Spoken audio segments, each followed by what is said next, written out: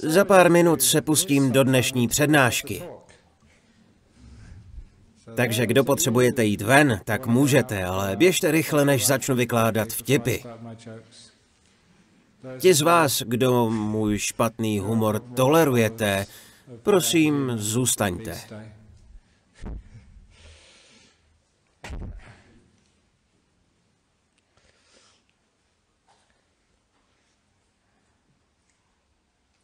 Výborně. Dnes večer jsem opět dostal skvělý námět na přednášku o tom, jak uvést naše učení do praktického života. Téma zní, jak vyjít s obtížnými lidmi. Určitě se vás to taky týká. Nevím, proč je dneska všude tolik problematických lidí, ale nejspíš jste už mnoho takových potkali, možná i dnes. Mluvím o těchto tématech proto, abych ukázal, jak můžeme využít skvělých poznatků z buddhismu a meditace pro řešení životních problémů. Jelikož hlavním smyslem Buddhova učení je zmírnit utrpení, mít více volnosti a postupovat stále blíže k ryzí svobodě, blaženosti a vysvobodit se skrze osvícení. Dnes odpoledne jsem přednášel na Curtinově univerzitě a opět jsem odpovídal na dotaz, zda je buddhismus spíše náboženstvím nebo způsobem života. Asi už tu odpověď znáte. Buddhismus je náboženstvím pro daňové účely. Musíme brát tyto věci prakticky. Zeptejte se našeho pokladníka. Je to ale i způsob života a způsob řešení životních problémů, nejrůznější věci. V těchto pátečních přednáškách se většinou zaměřuji na praktické aspekty buddhismu a dnes budu mluvit o tom, jak vyjít s obtížnými lidmi, na které čas od času v životě narazíte. A nemyslete si, že když jsem mnich a žiju v pěkném klášteře, obtížné lidi nepotkávám. Nevím proč, ale někdy jako mnich složité lidi přitahuju. Tím nechci říct, že jste to vy.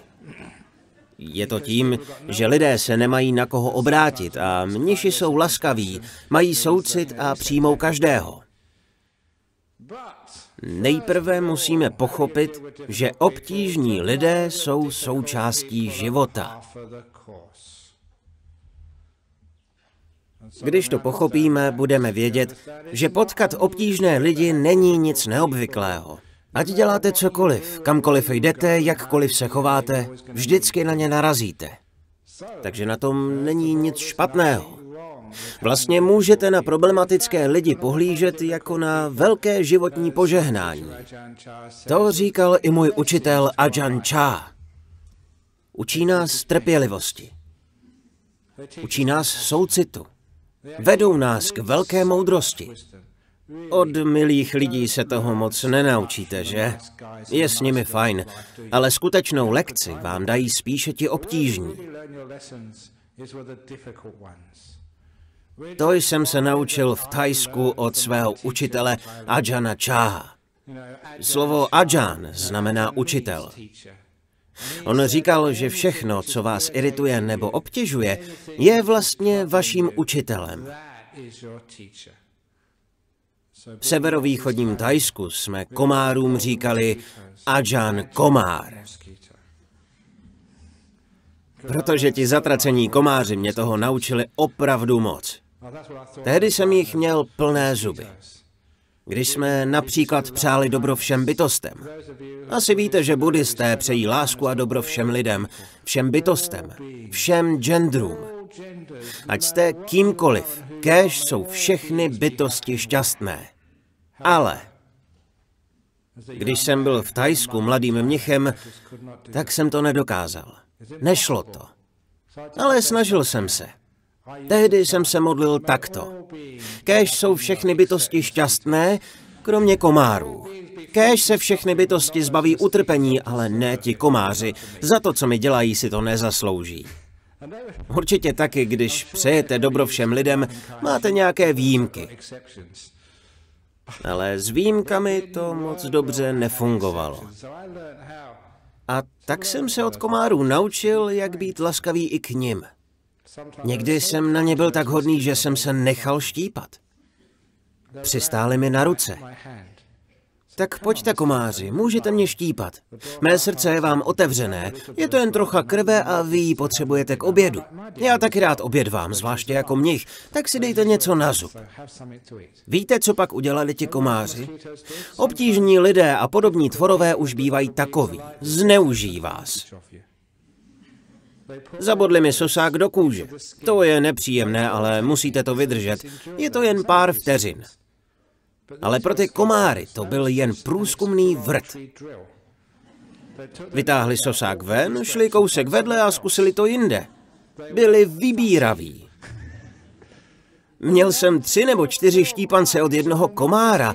Zneužívali mé dobroty. Takoví prostě komáři jsou. Ale to nevadí. Krve mám dost a mnohé jsem se tím naučil. Takže nejprve je třeba si uvědomit, že obtížní lidé, obtížné bytosti nebo situace jsou běžné. Není na tom nic zlého. Nenajdete žádné místo, kam byste mohli před obtížnými lidmi nebo komáry nebo nepříjemnými zážitky utéct a schovat se. Takže je musíte přijmout a naučit se s nimi vyjít. Jsou součástí života a můžete se toho od nich hodně naučit. Za druhé je třeba si uvědomit, že spousta problémů s obtížnými lidmi vychází z vás. Z toho, jak reagujete. Někdo kdysi řekl, když potkáte obtížného člověka, vězte, že vy to s ním musíte vydržet jen pár minut, maximálně pár hodin. Dokonce i když s ním žijete a je to váš muž nebo žena.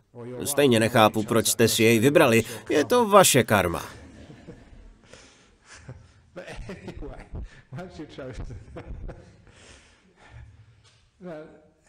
I když je to váš blízký člověk, jste s ním jen krátce. Ale on musí být sám se sebou celý den.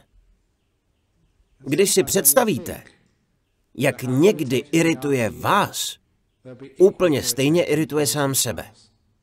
Tito chudáci musí žít se svou myslí 24 hodin denně. Je to skvělý náhled na obtížného člověka. Pokud je nepříjemný vám, je stejně nepříjemný sám sobě. To vyvolá váš velký soucit. Zbavíte se pocitu křivdy a všimnete si, jak on trpí tím, že je k vám nepříjemný. Takto se do něj vcítíte a zbavíte se bolestných myšlenek. Proč musím takového člověka snášet? Budete mít představu, čím si on asi musí projít ve své hlavě, ve své mysli, ve svém životě. Nejspíš nemá žádné přátelé, nikoho blízkého, protože žít s takovou povahou je moc těžké. Tito lidé bývají velmi osamělí. To vyvolá váš soucit. Když budete mít soucit, vaše trpělivost rapidně stoupne. Ty lidi pak snesete, protože víte, že s vámi nebudou dlouho. Odejdou z vaší kanceláře, nebo vy půjdete domů za někým jiným. Pokud byste neměli jiné východisko, vždycky můžete přijet na meditační dovolenou k nám do kláštera nebo do kláštera Dhammasára. Vždycky jsou nějaké možnosti úniku, to je jedna možnost. Ale také chci, abyste věděli, že obtížné lidi můžeme někdy změnit. Je skvělé si uvědomit, že problémy, které máte vy nebo oni, jsou dočasné. Nejsou na věky. Je to jen obtížná životní etapa. Pochopitelně může trvat od narození do smrti, ale nakonec skončí. Není to navždy. Ale je fajn vědět, že tyto lidi lze změnit a pak vidíte, jak rostou. Když jsem byl učitelem, naučil jsem se skvělou psychologickou metodu, jak tyto lidi změnit, jak s nimi jednat. Odhalit příčinu jejich problematické povahy a posunout je k tomu, aby se naučili být laskavější, citlivější, méně nároční a aby nebylo tak těžké s nimi vyjít. Je skvělé, že to jde, ale jak? Dnes odpoledne jsem o tom mluvil na přednášce na Curtinově univerzitě. Asi před měsícem jsem měl silný zážitek v Singapuru, kam jsem byl pozván, abych promluvil na konferenci v Institutu duševního zdraví. Tamní nemocnice slavila významné výročí. Společně s mnoha psychologi, psychiatry, lékaři a profesory jsem tam jako mnich mluvil o duševním zdraví.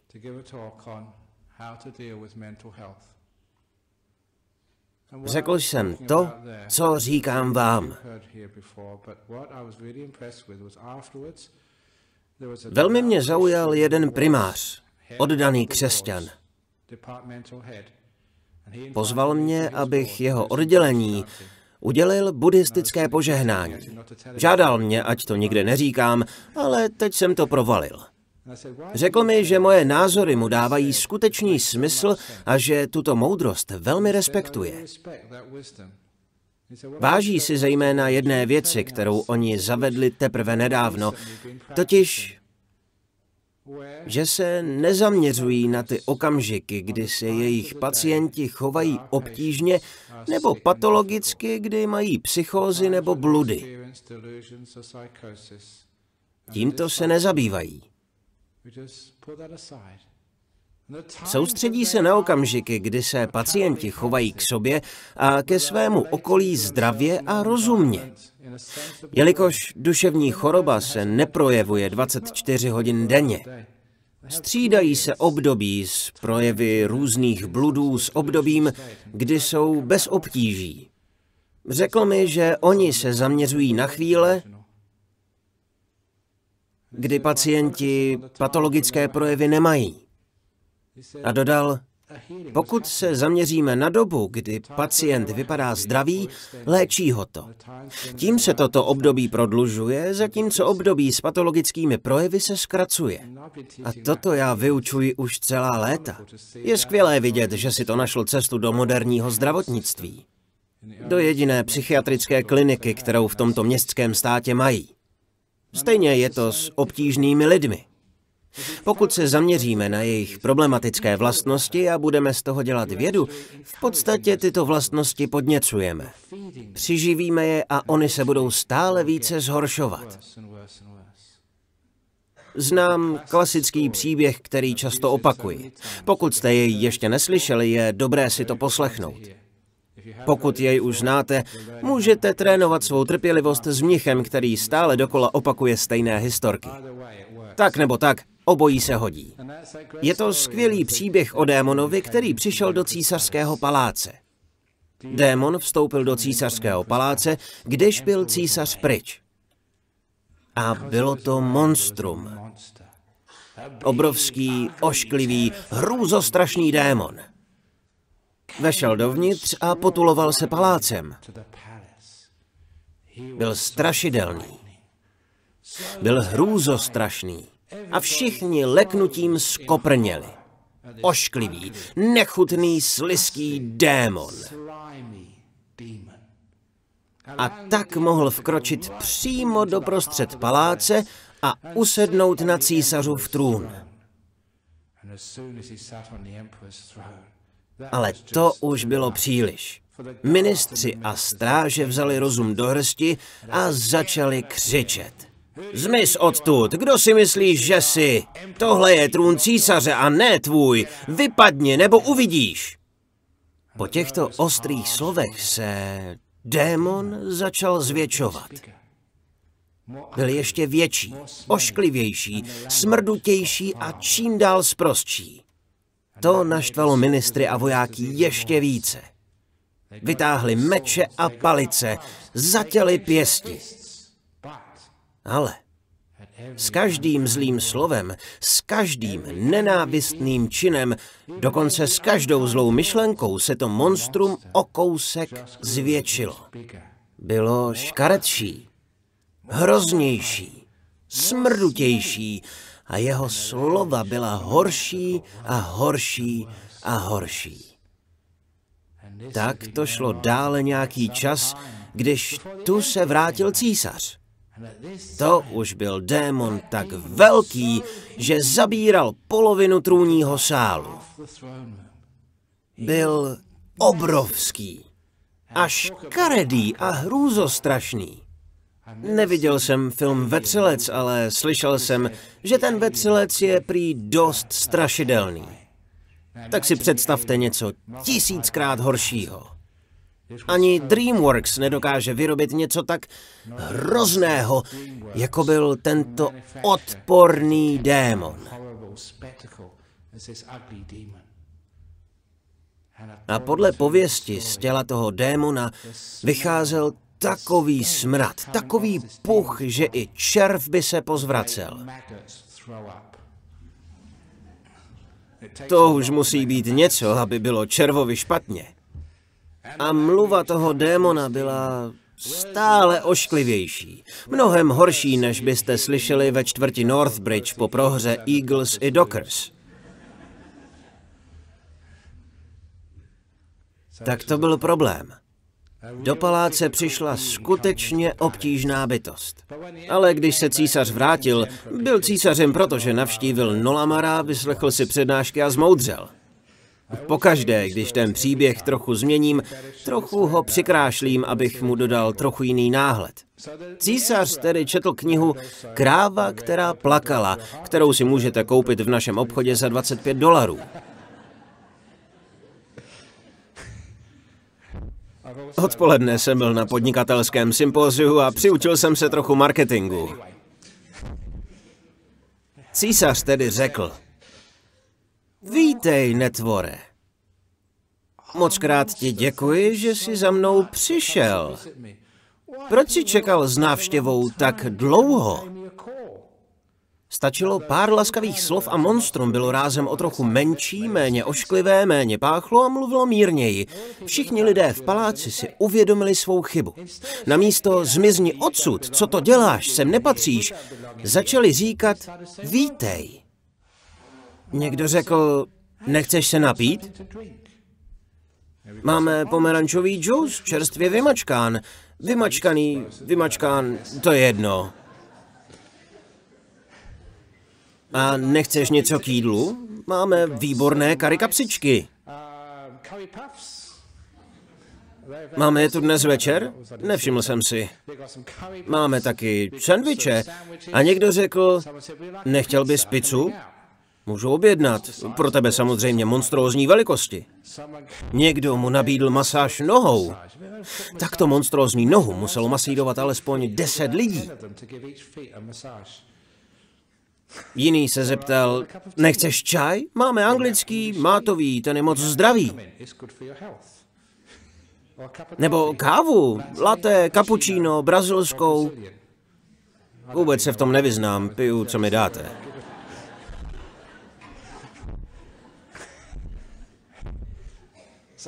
Nicméně, po každém vlídném slovu, milém skutku, vřelé myšlence se ten démon trochu zmenšil. Byl méně ošklivý, méně drzý, méně smradlavý. A dříve, než dorazila pizza, byl tak malý jako na začátku. Lidé vršili laskavost, až byl úplně malinký a po dalším milém činu zmizel úplně. Tento příběh vyprávěl Buddha v Udaně, ale neříkal nic o pice ani čaji, to jsem si vymyslel. Buddha řekl, tyto bytosti nazýváme démony, co se živí vaší zlobou. Když jim dáte zlost, budou větší, ošklivější, drzejší a smradlavější a sprostší. Jediná možnost, jak tyto démony v životě překonat, je pomocí laskavosti. Vítej, jsem rád, že jsi přišel. Mnoho obtížných lidí, které v životě potkáme, jsou démony, co žerou zlost. Když jim dáte zlost a řeknete, zmizni, sem nepatříš, všechno se zhorší. Takže namísto zmizni jim řekněte, vítej, díky, že jsi mě přišel otravovat. To samozřejmě ne, řekněte, díky, že jsi mě přišel navštívit. A buďte k nim laskaví. Někdy mi lidé říkají, to nefunguje, možná jen pro mnicha. Možná má Ajahn Brahm nadpřirozené schopnosti a umí lidem vlézt do hlavy a přenastavit nervové spoje tak, aby na něj nebyli nepříjemní. Před 20 lety jsem ten příběh vyprávěl ve věznici Karnet vedle našeho kláštera, kam jsem chodil učit. Pořád tam v pátky docházíme. Jeden z vězňů se mnou nesouhlasil a říkal, že to jsou keci jako New Age, že to v reálném světě nefunguje, zvláště ne ve vězení. Protože vězení je drsné. Obtížným lidem se tam musíte postavit. To je jediné, čemu oni rozumějí. A to pochopitelně nejsou moje metody. Odpověděl jsem, že tomu nevěřím. On mi řekl, že nežiju ve vězení. Řekl jsem mu, že i v klášteře máme cely a kolem kláštera zeď. Okolo věznice Karnet vlastně zeď nemají, zatímco my kolem kláštera ano. V dřívějších dobách občas lidé dojeli až do věznice Karnet a ptali se, kde jsou mniši. Bylo to zahambující. Naštěstí tam žádní nebyli. Nicméně zeptal jsem se mého vězně, kdo je ve věznici nejnepříjemnější člověk. Bylo tam více vězňů a on řekl, že je to jeden vrchní dozorce. Úkolem mého vězně bylo servírovat mu každý den čaj a kávu. To byl jeho úkol ve vězení. Řekl, že toho dozorce nenávidí, protože se vždycky chová odporně. Vyprávěl mi příhodu z uplynulého týdne. Jeden z vězňů neměl už dlouho žádnou návštěvu, protože dostat se do věznice Karnet je obtížné. Nejezdí tam veřejná doprava a když je někdo chudý a nemá auto, musí někoho najít, kdo ho tam zaveze. Řekl, že ženě toho vězně se povedlo zajistit si odvoz a chtěla manžela navštívit.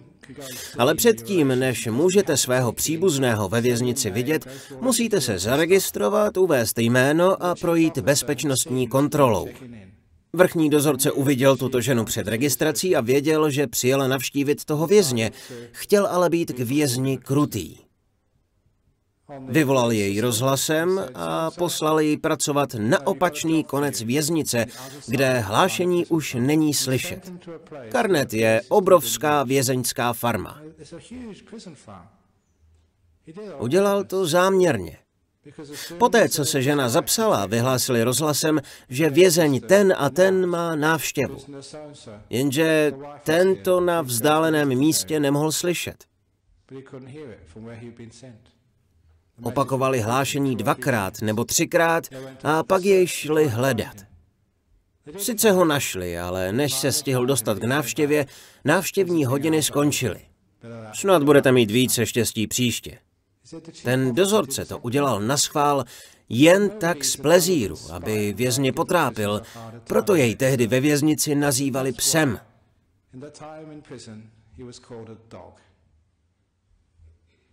Můj vězeň mi řekl, že jej nenávidí. Opravdu hodně. Je tak nepříjemný. Nikoho nerespektuje. Z vězni nemluví, jen je ponižuje a jedná s nimi jako se špínou. Řekl jsem, super, to je výzva. Každý den, když s ním budete a budete mu servírovat čaj nebo kávu, buďte k němu milí. Nemyslím objímat jej rukama, to by byl malér, ale obejměte jej srdcem. Vždycky, když budete servírovat čaj nebo kafe, dejte do toho hodně péče a lásky. Zkuste mu připravit nejskvělejší lahodnou kávu, jakou dovedete. Zjistěte, co má rád. A pokaždé do toho dejte hodně lásky a soucitu. Klobouk dolů před tím vězněm, opravdu to zkoušel. 1 týden. Příští týden jsem se jej ptal, jak to jde. Říkal, že je to úplně marné. Opravdu se snažím být k tomu chlapovi laskavý, moc se snažím dělat mu skvělý čaj nebo kafe, ale on mě vždycky ignoruje. Jako bych vůbec neexistoval, jako bych byl horší než šváb. I švábovi řekne zmizni, ale mě ne. Řekl jsem mu, ať pokračuje. Myslím, že to trvalo asi 2 měsíce. Musel jsem ho povzbuzovat a trochu i nutit, ale pak se ledy prolomily. Jednou jsem přišel a on se už nemohl dočkat, až mi to řekne. Řekl, že udělal tomu dozorci úžasné kafe se smetanou, přesně takové, jaké má rád. A k tomu se mu povedlo sehnat jeho oblíbené sušenky a řekl mu: prosím, pane, tady je vaše káva. A sehnal jsem pro vás i speciální sušenky, které máte rád. A ten bachař řekl: Zabručel. Ledy se prolomily. To bylo poprvé, kdy bachař uznal, že tento vězeň vlastně žije a dýchá. To zabručení bylo fakt vzrušující. Byla to trhlina ve zdi. A měl jsem pravdu. O pár týdnů později se mému vězni povedlo sehnat speciální čaj a sendviče a nabídl je dozorci a ten bachař pes se otočil a řekl: děkuji vám. Když mi to vězni líčili, hleděli na mě a říkali: nemáte ponětí, jak funguje vězeňská šeptanda. Ta zpráva se šířila do každé věznice v zemi. Bylo neuvěřitelné, že tento dozorce mohl poděkovat vězni. Sázku jsem vyhrál. Věděl jsem, že nakonec vyhraju. Dokonce i takového psa můžete změnit na mazlivé štěňátko pomocí spousty laskavosti. Obtížné lidi lze změnit. Jen to chce spoustu trpělivosti a laskavosti. Možná to nedokážete, protože je to pro vás příliš. Proto musíte znát své limity. Ale pokud do toho dáte vše, podaří se to. I ti nejobtížnější lidé se mohou stát vašimi nejlepšími přáteli. Někdy stojí za to zkusit. Například v práci. Buďte tam k lidem laskaví. Ale když vám to oplatí zlem, uvědomte si své hranice. Pokud musíte utéct, fajn. Pokud s nimi chcete mluvit a vysvětlit jim, jak se cítíte, použijte to, o čem jsem mluvil dnes na konferenci. Klasickou sendvičovou metodu.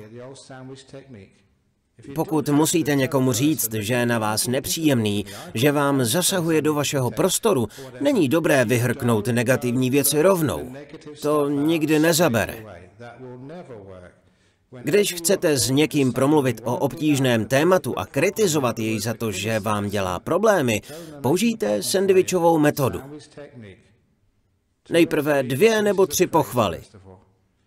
Jste moc fajn člověk, jste pracovitý, pěkně se oblékáte. Cokoliv. Něco, čím jej pochválíte. Teprve pak mu to řekněte. Stejně jako když chce někdo kritizovat mě. A Johne Bráme, jste moc milý mnich, chodíte mezi nás a dáváte inspirativní přednášky. Když mi to řeknete, tak se otevřu. Cítím, že mě máte rádi a budu vás poslouchat. A pak dodáte výtku. Jen ty vaše vtipy jsou někdy nemístné, ale vím, že se dobře staráte o klášter a naše buddhistické společenství. Nakonec mě pochválíte. Pokud obalíte kritiku spoustou chvály, lidé budou naslouchat.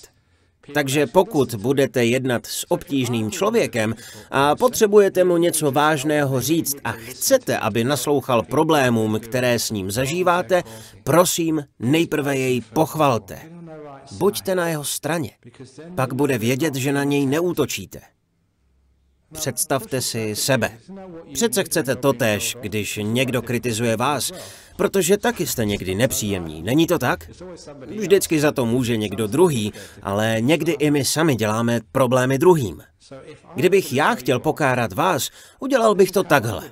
Nejprve bych vás pochválil, mazal med, ukázal vám, že si vás vážím a záleží mi na vás. Pokud někoho kritizujete rovnou, cítí to jako nepřátelství. Proč mi něco takového říká? Co pak nevidí, jak moc pracuju a kolik mám problémů? Když vás někdo napřímo kritizuje, začnete se bránit, ospravedlňovat a toho druhého neposloucháte. Nepřijmete to. Za to, když se cítíte akceptován a oceněn, když si vás váží, pak se otevřete. A v tu chvíli může přijít kritika a nakonec zase pochvala. Mám vás opravdu rád, moc vás vážím, děkuji, že jste, kým jste. Pak lidé skutečně poslouchají. Lidé si často ani neuvědomují, že jsou k vám nepříjemní. Zdá se to divné, ale oni si myslí, že jsou přátelští. Myslí si, že jsou jen sví nebo vtipní a tak podobně. Někdy potřebujeme zpětnou vazbu, abychom pochopili, co vlastně děláme, jak se chováme. Vzpomínám si, jak jsem jednou, asi před 32 lety, hrál s kolegou mnichem takovou hru. Sedli jsme si a napsali, co si jeden o druhém myslíme, a pak si to vyměnili. Bylo neuvěřitelné slyšet, jak mě jiný člověk vnímá. Bylo to úplně něco jiného, než jsem předpokládal, že si o mě myslí. A stejně tak i naopak. To, jak vnímáme vztah jeden k druhému, není to, jak o nás smýšlí druzí. Takže lidé někdy nevědí, že jsou k vám nepříjemní a potřebují zpětnou vazbu. Ale musíte to udělat sendvičovou metodou, ve správnou dobu, na správném místě a pak kritiku přijmou. A mohou se i změnit. Ale jak? Dejte pozor, aby se neocitli v situaci, která v nich probouzí jejich problematické vlastnosti. Jedním z důvodů, proč lidé bývají nepříjemní, je to, že jsou příliš vystresovaní. Máte-li stres v práci, nesete si ho domů a jste nerudní na lidi doma. A pak, jelikož máte problémy doma v rodině, jakmile přijdete do práce, jste v napětí ještě dříve, než začnete pracovat. Zacyklíte se v negativitě a stresu. Do té míry, že je nutné problém řešit, ať už v práci nebo doma. A naučit se zbavit stresu. Hodně pomůže krátká meditace. Znáte to přirovnání, jak těžká je ta sklenice? Čím déle ji držím, tím se zdá těžší. Když ji budu držet 5 minut, ruka bude bolet. 10 minut a bude hrozně bolet. Když ji budu držet půl hodiny, budu moc hloupý mnich. Tak co mám dělat, když začne být těžká? Na 5 minut ji odložit. Pokud mi nevěříte, zkuste si to doma. Funguje to. Po 5 minutách ji zase zvednu a je mnohem lehčí. Má pořád stejnou hmotnost, ale zdá se lehčí, protože jsem odpočatý. Váš stres nemá nic společného s tím, kolik máte práce. Kolik máte povinností nebo úkolů, to není příčina stresu. Příčinou stresu je to, že když toho máte moc, neumíte se zastavit. Máte strach věci na pár minut odložit a odpočinout si, dobít energii. Zjistíte, co vám řekne každý mnich nebo psycholog. My vlastně někdy psychologi učíme, ty nápady mají od nás. Měli bychom si je nechat patentovat, ale my vždy radíme zdarma. Když děláte nějakou práci, zjistíte, že když ji na 5-10 minut odložíte, není to promarněných 5-10 minut. Je to vlastně časová investice. Protože když jste odpočatí, pak kvalita vaší práce rapidně roste. A taky toho zvládnete více za kratší dobu. Budete efektivnější. Někdy mylně zaměňujeme množství práce za kvalitu a efektivitu. Dopřejte si pauzu. 10 minut meditace nebo odpočinku. A doporučuji vám toalety, jsou skvělé na meditaci. Vyvězte obsazeno a nikdo vás nebude obtěžovat. A vždycky můžete říct, že máte zácpu. To není lež, protože váš mozek má zácpu. Pak si chvíli odpočinete a jakmile se vrátíte, těch 10 minut na záchodě velmi rychle nadpracujete. Uděláte víc práce, efektivněji, ve vyšší kvalitě a nebudete ve stresu. Takže až přijdete domů, užijete si společnost svých blízkých, děti, ženu, manžela a dokonce i večeři.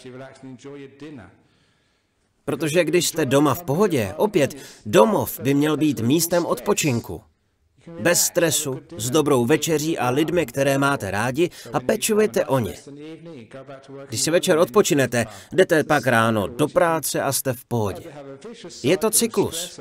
Buď jste v bludném kruhu stresu a hádek doma a dalšího stresu v práci a můžete se zbláznit, nebo ten kruh přerušíte a v zaměstnání si trochu odpočinete, více uděláte a přijdete domů, odpočinete si a doma to klape.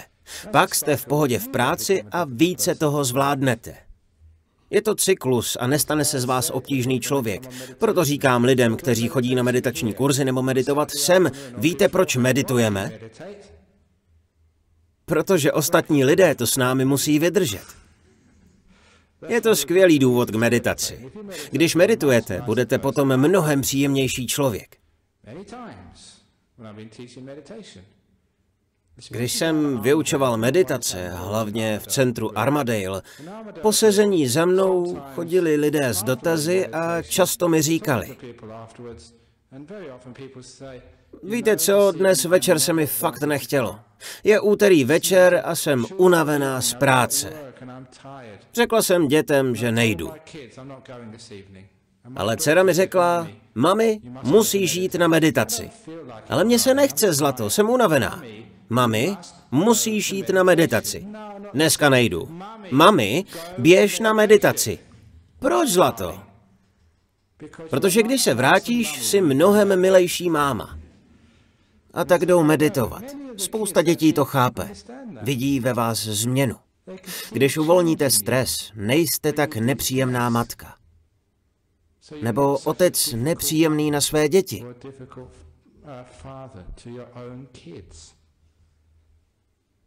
Tady vidíte v praxi, jak z vás trocha odpočinku udělá příjemnější lidi. Nejde jen o to, že budete laskaví a milí, ale budete chápat i důvody, proč jsou někdy lidé nepříjemní a jak se tomu dá zabránit, když si člověk trochu odpočine a uvolní se ze stresu. A další věc, která se týká obtížných lidí. Znáte to, někdy se na vás valí hromada povinností. Já jsem měl šíleně nabitý týden, ale hodně se snažím, abych nebyl negativní. A někdy si říkám, proč zrovna já? Proč musím jednat s těmito bláznivými lidmi? Proč musím vyřizovat tolik telefonátů? Někdy mi volají ze zahraničí a jsou jako šílení. Já tomu říkám, služba vytočte mnicha. Někdy se lidem ztratí pes někde v Kanadě a žádají mě o modlitbu po telefonu.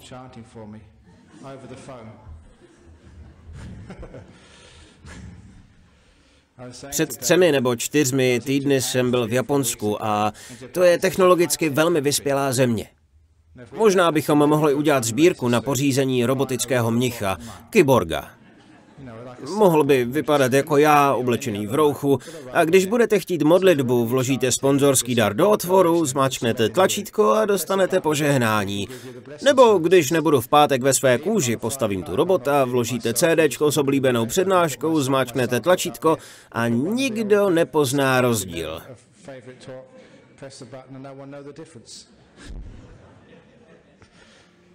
To je nadějná myšlenka. Samozřejmě, že bych to neudělal, i když někdy si říkám, proč tak moc pracuju. Protože když začnete být negativní, bude obtížné s vámi žít. Proto vím, že ať dělám cokoliv, přijmu to a najdu v tom radost. Když se naučíte brát životní potíže s lehkostí, přijmete je, nikdy z vás nebude nepříjemný člověk. Proto když potkáte někoho, s nímž je obtížné vyjít, je to tím, že ten člověk se svým životem bojuje. Je na život naštvaný.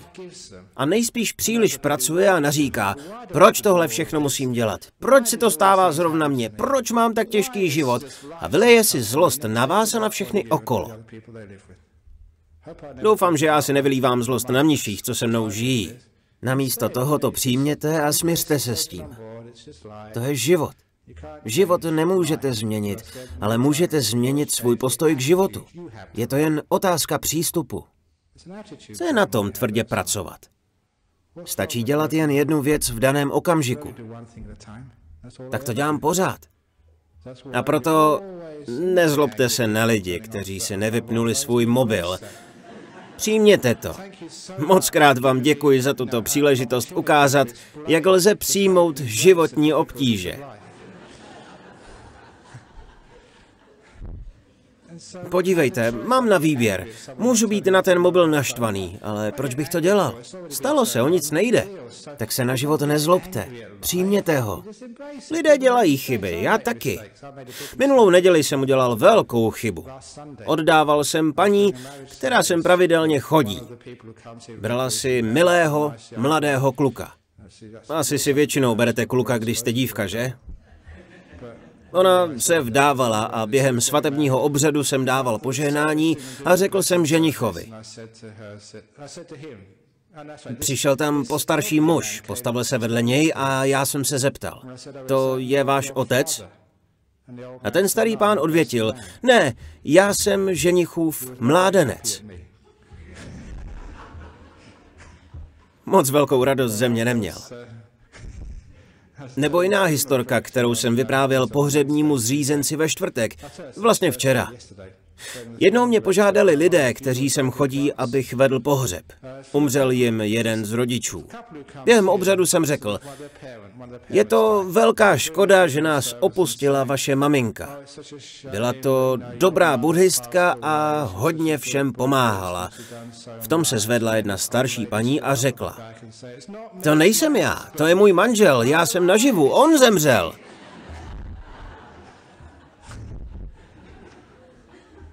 Takže já dělám často stupidní chyby.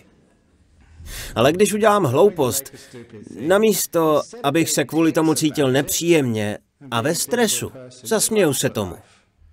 Dokonce se snažím sesbírat všechny svoje omyly, abych vám je mohl vyprávět a mohli jste se zasmát.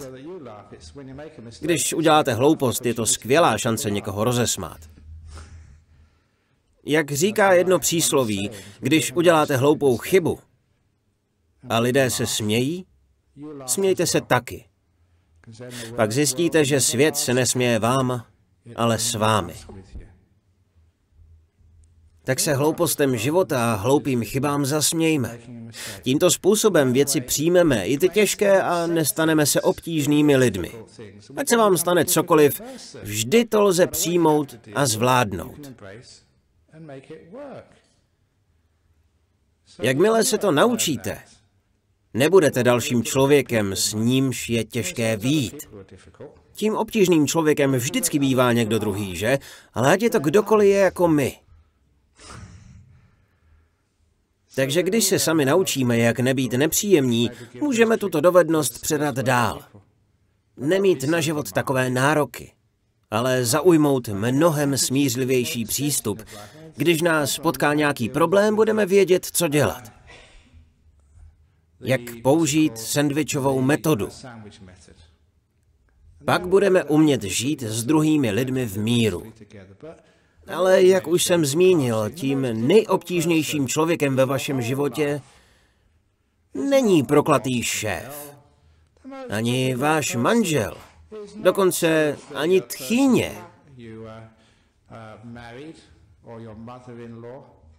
Kdo se mi řekl, že slovo tchyně je v angličtině přesmyčka? Když přeházíte písmena, vyjde vám paní Hitler.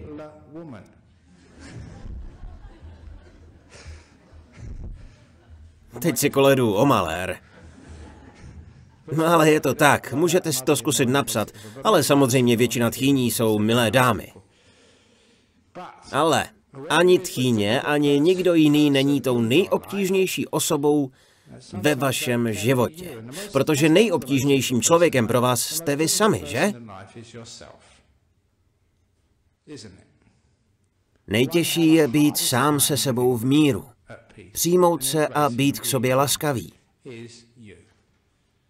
Je důležité si to uvědomit a ze všeho nejvíc se naučit žít s tím obtížným já. Proč je to tak těžké? No schválně, kým byste chtěli být? Chcete být někým jiným, než jste? Chcete být skvělý v meditaci a vznášet se tady v pátek večer ve vzduchu? To by bylo zajímavé, to jsme tu ještě neměli. Chtěli byste vždycky předvést nejlepší přednášku? Chtěli byste být nejmoudřejším a nejšikovnějším komikem a vždycky každého rozesmát? Jeden můj oblíbený komik kdysi ve své autobiografii prohlásil, že když byl mladý, chtěl se stát komikem. Ale kamarádi se mu smáli. Teď, když je komikem, se mu už nesmějí.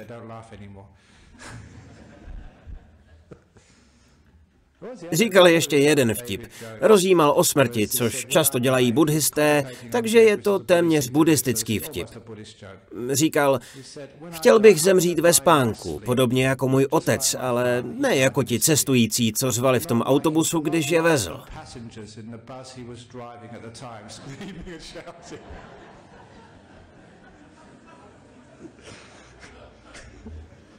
To je dobrý vtip.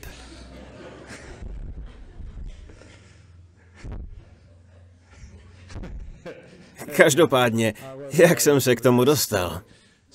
Když budete laskaví sami k sobě a přijmete se, naučíte se nebýt si nepřítelem. Nebýt nepříjemní sami na sebe. I já mám své nedostatky a všichni jste je tady mohli v uplynulých 20 letech sledovat. Znáte mě. Ale beru se takový, jaký jsem. V klidu. Dovolím si udělat chybu a být sám sebou. Mám dobrou vlastnost přijmout sám sebe se všemi nedostatky. Jinými slovy, jsem sám se sebou v míru. To je to, co se řada lidí v našem centru učí. Přijímat sami sebe, jací jsme. Být smířen sám se sebou a nebýt tím nejobtížnějším člověkem na světě, se kterým musíme žít. Je to zvláštní, ale jako mnich trávím sám se sebou hodiny a hodiny času. Někdy se mě lidé ptají, vy mniši nemáte ženu ani děti, necítíte se osamělí? Někdy trávím týdny sám v ústraní, jednou jsem nepotkal člověka dokonce celých 6 měsíců. Nebylo vám smutno? Já na to odpovídám, nikdy mi nebylo smutno. Nikdy netoužím být s lidmi. Sice mám lidi rád, ale jejich přítomnost nepostrádám. Takže dokonce ani o samotě mi nebývá smutno. Když se mě na to ptali poprvé, přemýšlel jsem proč. A uvědomil jsem si, že jsem vlastně pořád s někým. Se sebou. A protože jsem sám sobě přítelem, mám se rád. Jsem stále se svým nejlepším kamarádem. V noci ve své jeskyni v Serpentine, kde žiju, chodím vždy spát se svým nejlepším přítelem. Se mnou. Jelikož jsem se sebou v pohodě, sám sebe přijímám. Chápu, že nejsem dokonalý a stačí mi to tak, proto mi nikdy není smutno. Osamělí lidé jsou ti, kteří se nemají rádi. Mají ze sebe strach. Když nikoho kolem sebe nemají, jsou v přítomnosti té divné a strašidelné bytosti jménem já, se kterou se dosud nesmířili a dosud jí neporozuměli. Jakmile pochopíte, kým jste, přijmete se s laskavostí. Budete se sebou smíření. Budete se mít rádi. Jedno z nejúžasnějších poznání, jaké můžete objevit, je, jsem v pořádku. Když si uvědomíte, že s vámi vůbec nic špatného není, že jste perfektní takový, jaký jste. Ale když tomu nevěříte, snažíte se změnit. Když se sebou smíříte a přijmete se takový, jací jste, stanete se svým přítelem a už nebudete osamělí, protože tu jste stále. Pouze lidé, kteří se nemají rádi, se cítí osaměle. Oni jsou tím největším problémem. Oni jsou ta potíž. A stane se zvláštní věc. Jakmile vyřešíte problém, který se jmenuje já a smíříte se sami se sebou, nikdo na světě už pro vás nebude obtížný. Problematičtí lidé zmizí. Protože problematické vlastnosti jiných lidí jsou jen vaší projekcí. Všiml jsem si například, že když někdo kritizuje druhé za to, že moc mluví, on sám většinou taky moc mluví. Nebo jsem viděl, jak někdo říká, že někdo druhý jí hodně a přitom on sám byl tlustý. Je zajímavé, že lidé kritizují vlastnosti, které sami mají. Nemají je rádi a promítají je na druhé. Je to častý psychologický rys, takže jediný důvod, proč vám někdo druhý připadá nepříjemný, je to, že jste nepříjemný sám sobě. Pokud tedy vyřešíte tento problém a smíříte se se sebou, budete v pohodě. Přijmete se. Pak zjistíte, že budete schopni přijmout téměř každou bytost. Jelikož jsem mnich, smířil jsem se se sebou už dávno. Občas ze mnou chodí blázniví nebo hloupí lidé, jindy zase mluvím s moudrými a krásnými lidmi. Všichni jsou krásní, jsou prostě takoví, jací jsou. Já respektuji každého. Chodím do věznic a tam potkávám různé křiváky. Mluvím s politiky a zvnějšku vidíte ty stejné křiváky. Pardon, ve skutečnosti takoví nejsou. Jsou to jen lidé, snaží se jak nejlépe umí, ale i oni mají své nedostatky. Jakmile začnete vnímat lidi takové, jací jsou a budete je takto brát a přijímat, problematický člověk už pro vás nebude existovat. Vzpomínám si na jednu paní. Nikdo z mnichů s ní nebyl schopen mluvit. Zavolala nám a začala nadávat těmi nejsprostšími výrazy. Vyhrožovala, že vezme kvér a všechny nás přijde postřílet. Řekl jsem jí, v pořádku, to je od vás milé. Chápal jsem jí, byla vážně velmi nepříjemná. Ale jelikož jsem na to nikdy nereagoval negativně, ale vždycky jen laskavě, měla mě ráda a říkala, vy jediný mi rozumíte. Pochopitelně nás nikdy postřílet nepřišla. Potřebovala jen ventilovat své jedy na někoho, kdo ji vyslechne a nevezme to vážně. Chápal jsem, že její problémy pramení z životní bolesti a jako takovou jsem ji akceptoval. Ona se pak sklidnila a vyprávěla mi o svém životě. Těžkém a plném bolesti. Ta paní nebyla žádný problém. Nebyla na obtíž. Jelikož jsem rozuměl sobě, měl jsem pochopení i pro ní. Takže takzvané obtížné lidi můžete i sklidnit, pokud se naučíte sklidnit sebe. Nikdo na světě pak už pro vás nebude obtížný. Tito lidé pak přestanou projevovat své špatné a nepříjemné návyky. Když je upokojíte a přijmete s klidem, nebudou cítit potřebu projevovat své dysfunkce. Podobně jako v té nemocnici se zaměříte na jejich lepší stránku. A ty pěkné vlastnosti budou růst. Takto můžete dobře vycházet s obtížnými lidmi. Ale nejen s obtížnými lidmi, i s vlastními problémy a těžkými situacemi, které nás stále potkávají. Například vám zruší let, protože letiště v Bangkoku je zavřené. Skvěle, můžete zůstat déle v Perthu. A co ti, kteří se nedostanou z Bangkoku? Je to nádherné město. Můžete si o 2 dny prodloužit dovolenou a šéf vám to nemůže vyčítat. Proč si vždycky děláme potíže namísto toho, abychom si život plně užili? Život neběží podle vašich představ? Skvělé, výborně. Dokonce když vás někdo kritizuje, a navíc neprávem. Jaká báječná zkušenost být kritizován a zkoušen. Už dlouho jsem nevyprávěl příběh o oslu, který spadl do studny. Bylo, nebylo. Jednou kráčel osel zvesela lesem a ničeho si nevšímal. Protože nebyl pozorný, spadl do studny. Studna byla vyschlá a tak se neutopil. Ani se moc neporanil, jen pár šrámů a modřin. Ale když se probral, zjistil, že je na dně studny. A nemůže nahoru, protože osel neumí šplhat. A tak jediné, co osel uměl, bylo volat o pomoc, aby si ho někdo všiml, jinak by tam umřel hlady. A začal křičet. Neumím křičet jako osel, asi teď chápete, že jsem nejspíš v minulých životech oslem nebyl.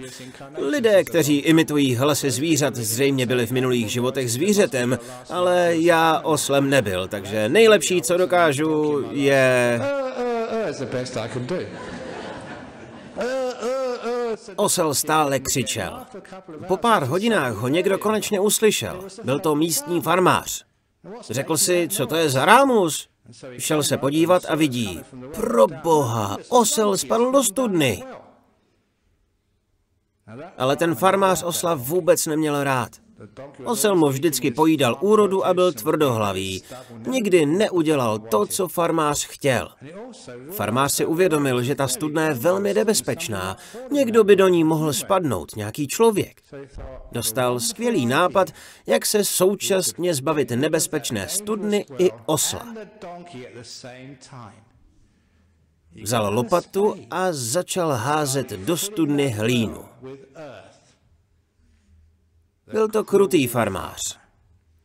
Toto je ale špatná karma. Když budete dělat špatnou karmu, přinese vám to zlé následky, což uvidíte v příběhu později.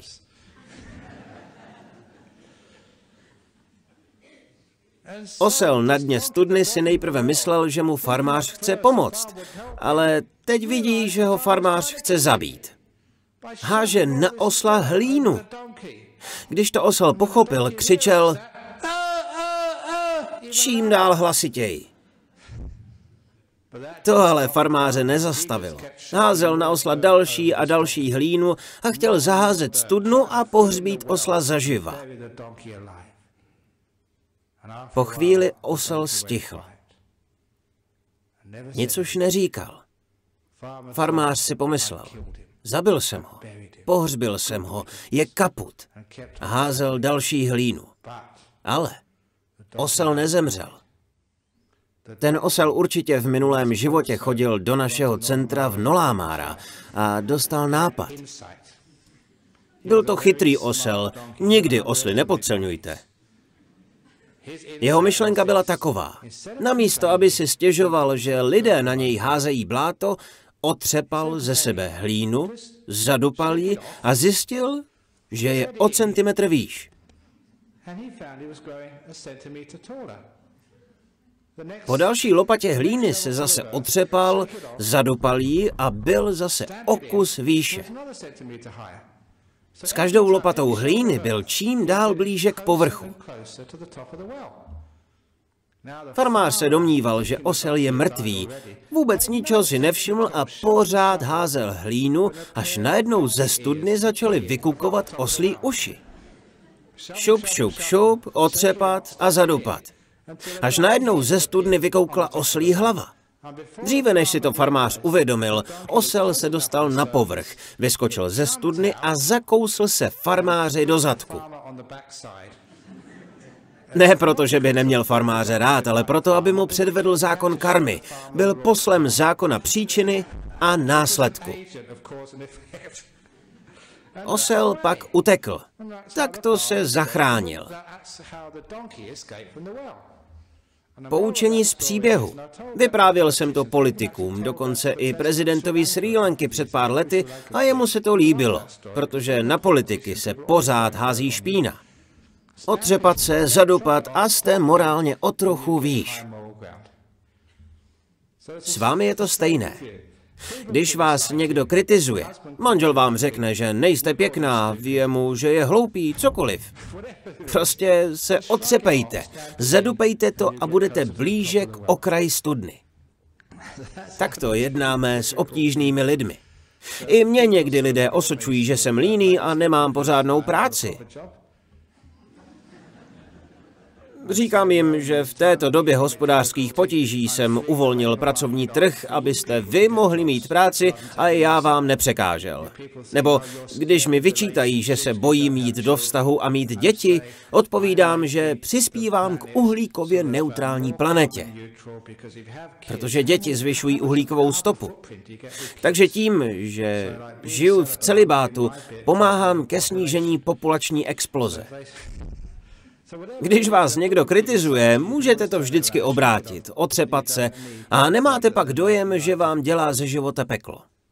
Pouze vy sami si děláte život těžký, nikdo jiný.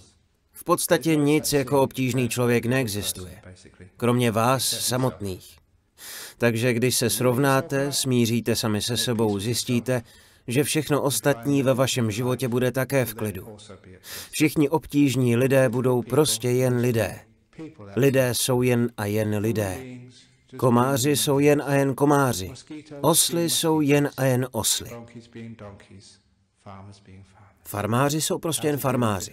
Tak to lze víc obtížnými lidmi. Děkuji vám za pozornost. Takže, kdo bude tím prvním obtížným člověkem s dotazem? Nějaké otázky nebo připomínky? To je dobrá metoda, jak zarazit dotazy. Tímže je spojíte s obtížným člověkem. Že? Máte dotaz?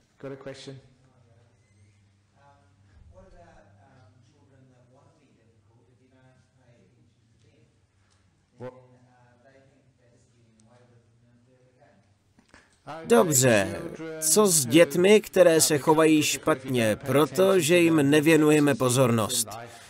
Jak s nimi jednat, když se dožadují pozornosti? Děti jsou prostě jen děti. Nejsou to špatné děti. Zkuste si na ně najít čas, pokud to ovšem jde. Není to problém, je to jejich přirozenost. Když se dožadují pozornosti druhých lidí a nemají dost pozornosti svých rodičů, tak to zkoušejí na učitele. Udělejte, co je ve vašich silách, ale nemůžete uspokojit každého.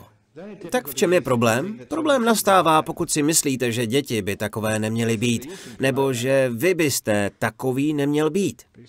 Ale když chápete, že takový je život, děláte, co můžete a víc už to nejde, pak problém končí. Přijměte realitu i to, že děti touží po pozornosti a dožadují se jí. Stačí vám taková odpověď? Nebo jen chodím okolo tématu?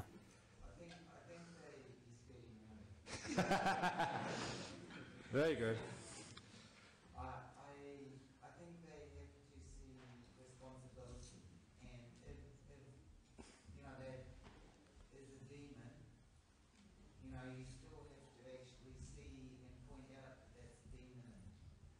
Měli byste jim ukázat, že je v nich démon v tom smyslu, že ubližují druhým lidem. To by měli vidět. Měli bychom jim to ale ukázat zajímavým způsobem. Někdy nemáme možnost jim to v danou chvíli předvést. Jsme unavení nebo se musíme věnovat i jiným dětem ve třídě. Zkuste si udělat čas a promluvit s nimi později o samotě. Vzpomínám si na zesnulého opata Placida z kláštera New Norcia. Byl to můj dobrý přítel. Nedávno jsem mu byl na pohřbu. Byli jsme jednou na konferenci na UWA a otec Frank Brennan, jezuitský kněz, měl dotaz. Říkal, pracuji na vysokých školách a v pohodě vycházím z buddhisty, hinduisty, židy, se všemi náboženstvími. Jediný, s kým mám problémy, jsou fundamentalisté, charismatičtí křesťané. Ptal se opata Placida. Co byste mi poradil, jak jednat s charismatickými křesťany, se skutečnými potížisty? Opat Placid odpověděl, vytáhněte je ven, pěkně po jednom. To bylo skandální prohlášení od opata. Měl ale skvělý smysl pro humor. A pak dodal, promluvte s nimi později, o samotě, po jednom. To byla skvělá rada, protože když děti dělají potíže, vemte si je stranou, o samotě. Je pak mnohem lehčí s nimi mluvit. Sociální prostředí někdy problémy násobí. Vemte si je později stranou a mluvte s nimi po jednom. Zjistěte, v čem je problém. Prosím? Co bych jim řekl, to se nikdy nedá předvídat. Stejně jako nikdy neplánuju, o čem tady budu v pátek večer mluvit. Nebo když mě někdo požádá o radu, co mu pak řeknu. Vaším úkolem je nikdy neplánovat, co řeknete. Jinak nebudete správně reagovat na vzniklou situaci. Nebudete intuitivní. Vlastně toho člověka neposloucháte. Takže vaší úlohou je otevřít se a sledovat, co se stane. Naslouchat, být laskavý, napojit se a sledovat, co přijde. Jak já s oblibou říkám, vždycky se řiďte podle toho, co cítíte uvnitř sebe. Ve střevech, tedy kromě případu, kdy máte syndrom dráždivého tračníku. Vaše intuice je velmi mocná, velmi chytrá. Dejte na ní a zahoďte všechny plány. Dobře, to bude dnes asi... páni, další dotaz. Vy tam jste fakt dost problematičtí. Asi si vás po skončení pěkně po jednom podám. Tak prosím, co máte?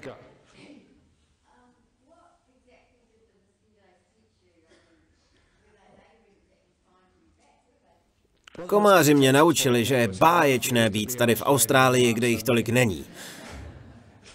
Ne, naučili mě méně reagovat. Protože když jsem je nechal být, tak po mně moc nešli. Čím více jsem reagoval, tím více jich bylo. Teprve později jsem zjistil, že komáry přitahuje oxid uhličitý, který z nás vychází. Čím silnější je váš metabolismus, tím jasněji svítí neonový poutač pro komáry s nápisem Buffet Ajahna Brahma, přijďte si pochutnat. Ale když jsem se úplně uvolnil a nestaral se o ně, můj metabolismus se zpomalil, ztišil a sklidnil jsem se a tím kleslo množství oxidu uhličitého, které moje tělo vypouštělo a komáři mě nakonec nemohli objevit. To mi dalo skvělou lekci. Čím více si děláte starosti, tím více je přitahujete. Čím více to necháte být a jste v klidu, tím méně viditelní pro komáry jste. Naučili mě nedělat si starosti, i když mě něco irituje. Chápat, že život někdy je otravný. A to jediné, co můžete dělat, je nechat to být. Nebojovat s tím a ty nepříjemné věci zmizí. Doslova. Tohle mě naučili komáři, jsou to skvělí učitelé. Čím více jsem s nimi válčil, tím více jich přišlo. Výborně, to už je dnes všechno. Děkuji vám za účast. A ještě tu máme pár oznámení. Předávám slovo Aně z našeho vedení, která teď zastupuje Rachel během její nepřítomnosti, aby vám řekla pár informací.